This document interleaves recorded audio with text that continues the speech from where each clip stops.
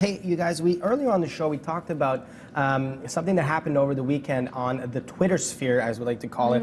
Something big. Someone named Justine Sacco decided to tweet something that was, first of all, very wrong to tweet, in very bad taste. We're going to tell you the tweet in just a bit. But this tweet went viral all across the world. All across the world. They're saying it's one of the biggest reactions on Twitter ever to happen. So as Justine was about to hop on a plane to South Africa, she decided, and by the way, Justine Sacco was head of a PR firm. Big firm in New York Big firm in New York City. So she decided to tweet, "Going to Africa, hope I don't get AIDS, just kidding, I'm white." So Not she many hops people on the laughing plane. about that. Yeah. Well, no one was laughing about it, obviously. She doesn't have that many followers on Twitter, too. I heard she had about 200 followers About 200 at that followers. point.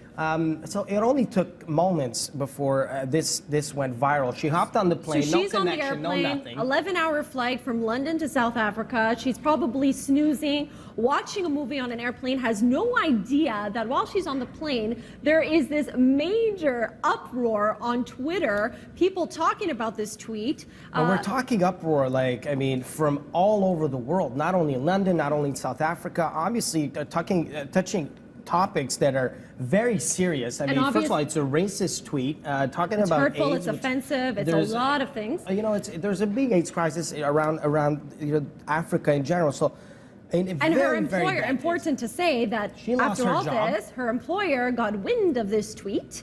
And as soon as she got off the plane, she learned that she was out of a job. And, you know, people now on Twitter are asking, did Justine Sacco deserve to lose her job? Well, after a while and all the uproar and all the reactions to the tweet, a lot of people started apologizing because some tweets were getting a little hateful towards her, but in the end, yes, I think she does deserve to lose her job. All that, absolutely. There's no space for that, especially the job that she was doing. But nonetheless, you mentioned she only had 200 followers on her Twitter, and I think that's the biggest lesson to take from this, is that if you have 7 followers, 200, or 20,000 followers on Twitter, someone is watching. Someone is watching what you're writing, and this is what happened to her. And she did apologize. I mean, obviously, she had to put out a statement. But what really struck me as very surprising is that Justine Sacco was born in South Africa. Her father is South African as well. She says she is ashamed.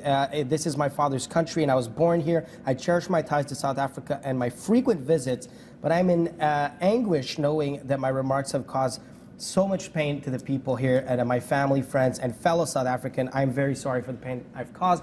Again, guys, learn from this lesson. And I was just doing some research on people who get fired for writing things on social media. So she is not the first nor the last. And one woman lost her job because she wrote on Facebook, "I wish I could get fired some days. It would be easier to be home than have to go through this." So seems innocent enough. She lost her job the next day. So be careful of what you write on social media, you guys, because everyone can find it. Everyone can see it as well, and then it will spread, as we have seen. Exactly. All right, you guys, stay with us. We'll be back right after a short break here on Breakfast Television, only on 6.